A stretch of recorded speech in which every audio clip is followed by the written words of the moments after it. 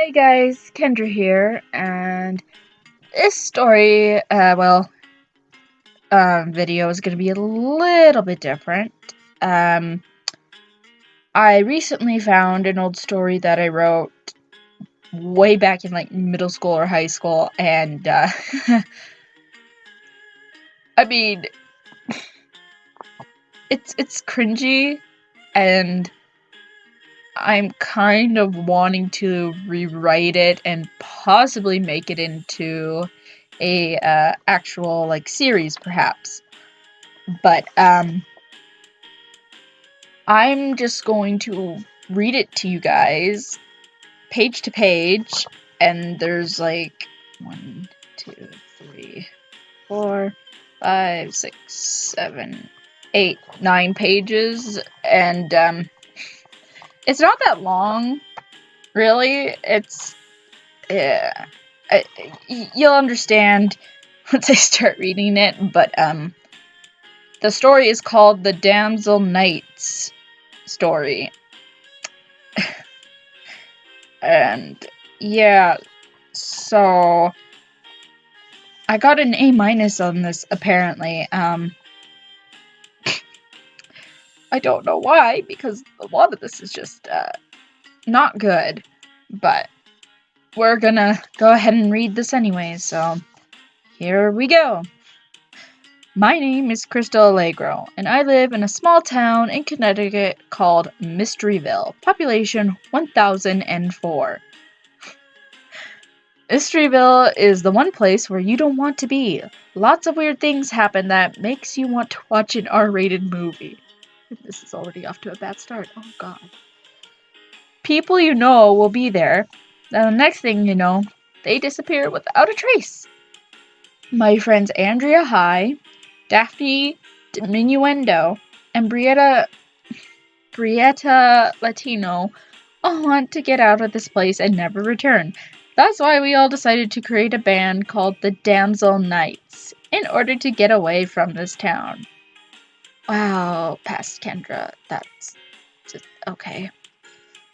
Crystal Allegro. Oh, hold on. Crystal Allegro, give back my Mountain Dew right now, yelled Andrea breathlessly. Okay, but you're going to have to catch it, I yelled back. I threw the Mountain Dew bottle towards Daphne, who had been laughing the whole time. Daphne stopped laughing and caught the bottle. She then gave it to Andrea, who was now out of breath. Daphne, I complained. What? She exclaimed. I didn't want anything to do with it, so I gave it to her. I shook my head and said, come on, let's go over to Brietta's place before she calls me to ask what's taking so long and starts to complain. Fine, said Andrea sourly. I shook my head and rolled my eyes. That was Andrea for you, always sarcastic, always wanting Mountain Dew, and always dressing up in tennis shoes, blue jeans, and an old t-shirt. Daphne, on the other hand, dressed up in whatever she felt like wearing, oh my gosh, I misspelled here, but as long as it goes together and is fashionable. She also loves Mountain Dew. Oh gosh, excuse me guys. Brietta, well, she is sort of a prissy tomboy. She'll go on dirt bikes and four-wheelers, but she'll also wear a lot of makeup and high heels. When we got over to Brietta's place, we went to the garage and sat down on the beanbag chairs that were there. Hi, said Brietta excitedly. All right, let's start practice. We all set up our instruments. Andrea checked her drums to see if they were set right. Brietta checked her electric guitar and tried to get it in tune. Daphne and I checked our instruments together. Her instrument is a violin, and my instrument is a keyboard. Okay, everybody, on the count of 3, and Daphne, remember that you and Brietta have an instrumental solo. Got it? I said. She nodded her head, and I continued. Okay, 1, 2, 3. Brietta started out with her electric guitar, then Andrea and I came in together, and finally Daphne came in with her violin. We then start to sing the song together. Oh gosh. I actually wrote a song. I don't know how to sing this. Okay. We will always be together forever. We will never leave each other behind. We are friends for life. Yeah, friends for life. Friends for life. We are friends for life. Instrumental solo. No matter what, friends will always be together for each other. We will stay together even if we're in danger. We will always be friends for life. Oh my gosh, that was terrible. Okay. While we were singing our song, a black van had pulled up to listen to us. After we finished our song, we put our instruments away. I went over to the van to ask the people in the van if they liked our song. Oh, that's why. Okay. When we approached the van, the door slid open and these guys forced us into the convenience vehicle. What? Okay. But whatever. Hey, what the heck is going on here? Yelled Brietta angrily. Brietta, please, I whispered nervously. I don't want to get... I can't. I don't want to get them angry. She looks at me crossly and then relaxed when she I can't talk. Once she saw the look on my face. One of them chuckled, which startled me. They were all wearing masks, which freaked me out. You must be the smart one of the group, said one of them curiously. Who are you and what do you want with us? Asked Andrea, annoyed. Well, we'll tell you once we get to our destination, said one of them teasingly. For the rest of the time, we were quiet. I must have fallen asleep because I woke up in someone's lap. Well, hello, Sunshine. Did you have a nice nap? Asked one of the guys happily. I quickly sat up and asked embarrassed, how long have I been out and how did I end up in your lap? You've only been out for 5 minutes, he said, smiling. How you got in my lap? Well, let's just say that you were drawn towards me. Drawn towards you? I said, confused. How could I be drawn towards you if I don't even know what you look like? He chuckled and then said, you'll see soon. We're just rounding the corner to our place. I felt around for Andrea since I couldn't see her because I was blindfolded. Well, I didn't feel her, but I heard her snoring. Oh boy. Just as I was about to wake her and the others up, the car jerked to a stop and woke everyone up. I had landed back in the same guy's lap. Of course. I told you that you were attracted to me, he whispered in my ear. I frowned and was about to reply when the door slid open. All right, you four, coming out, hissed one of them. We all got out and stretched our legs. We also took off our blindfolds. The guys then took off their masks. All of our mouths dropped open. They were monsters, a vampire, a werewolf, a deuce, like Medusa, only guy, snake-headed. And the siren.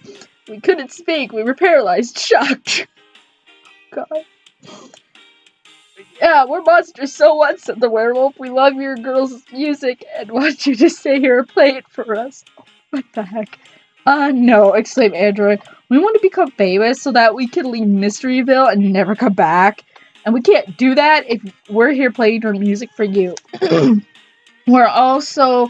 No one else can find or hear us. Andrea, please stop, I begged. I don't want to do or say anything that might make them get angry at us. You are definitely the smart one of the group, said the werewolf.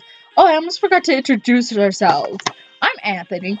This is Sam. He's a siren, if you didn't know. This is Victor. He's a vampire. And this is Dan. He's a deuce. Welcome to the lair. We hope you enjoy your stay here. Like, that's going to happen, said Brietta mockingly, eyeing Victor. Brietta, please stop talking, I hissed anxiously in her ear. Please. She glared at me and then hissed back at me, you're fine, but the next time you ask me to stop talking, I won't. Alright, ladies, I'll show you to your room, said Dan. Can I ask you a question? Asked Daphne nervously. Yes, what is it? You want to ask me? Asked Dan. Why do you wear those sunglasses? Asked Daphne nervously. I'm wearing these sunglasses so that people don't look into my eyes and turn to stone. If I were to take them off right now, you would turn to stone, just like that, he said, snapping his fingers. And I did just snap my fingers. Alright.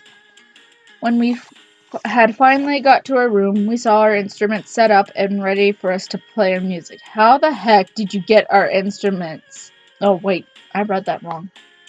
How the heck did our instruments get here? Exclaimed Andrew. Those aren't your instruments, said Victor, as he and the others were walking through the door. We took the liberty of buying these instruments for you.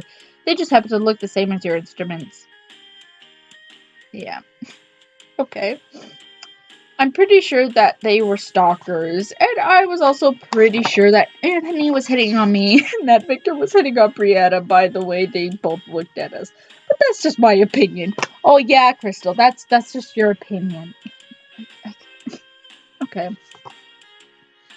Now, how about you girls play us your music, said Sam. Let me think, said Brietta sarcastically. No. We won't be playing our music for you. Are you sure you want to go there? Asked Dan threateningly. Because if you don't play us your music, well, let's just say that it's not going to be pretty. Brietta, stop and think before you speak, I hissed into her ear. Shut up, I know what I'm doing, she hissed back. You should listen to your friend Crystal, said Anthony. She seems to be the only one that understands what's going on. Brianna glared at Anthony just as he was about to put his arms around me. Anthony quickly backed away from me as if I was poisoned. Good choice. Good choice. Fine, we'll play our music for you, said Brietta angrily. We got into our positions and tuned the instruments. Once they were all tuned up, we started to play song after song after song until we couldn't play no more. That was great, exclaimed Victor. Fantastic, exclaimed Anthony. The only problem is that you're not monsters, said Dan.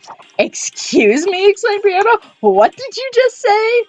Are you asking us if you could turn us into monsters? Asked Daphne. Well, yeah, said Anthony nervously. Will you? All four of us looked at each other and said together at the exact same time, No! Well, then you leave us no choice, said Sam. We're going to have to lock all of you in this room. They then ran to the door and locked it. Brianna tried to knock the door down by doing a karate kick she saw on TV. Of course that didn't work, so we all decided to come up with a plan to escape. When the monsters came back, they again were going to ask us if they could turn us into monsters. But before they could, we all jumped on them and knocked them out by using the chairs that were there. We then grabbed Victor and Anthony so that we could have proof of what happened. Andrea jumped into the driver's seat of their van. Briette and I laid down Victor and Anthony on the floor. Daphne sat in the front with Andrea. Brietta and I sat in the back with the two monsters. Andrea put the van in gear and we drove off as fast as the van could go. We had escaped the monsters. When we got back, we tried to explain to everyone everything that happened, but no one believed us. Even when we showed them Anthony and Victor, they still did not believe us. Well, that's just great, said Andrea, disappointed. No one believes us, even though we have proof. Crystal, said Anthony, I know you probably don't want to hear what I have to say, but I'm probably going to do it anyways. I looked at him and said, alright, I'm listening. Why don't you write a story about what happened, said Anthony hopefully. That way you become famous and are able to become famous. What? And what's your book and you become famous, then you could show everyone how good your music is. What kind of logic is that? That doesn't sound like a bad idea, I said excitedly. It's brilliant. Thank you, Anthony. You're not as bad a person as I thought you were.